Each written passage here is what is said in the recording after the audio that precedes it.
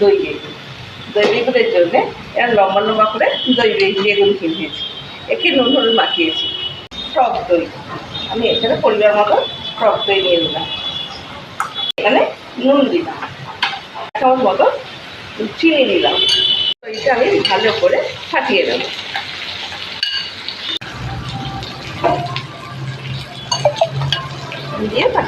দিয়ে রান্না হবে।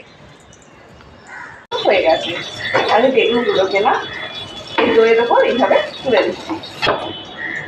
ওখানে যে তেলটা আছে ওই তেলটাতে আমি শুকনো লঙ্কা আর সর্ষে ফোড়ন দিই।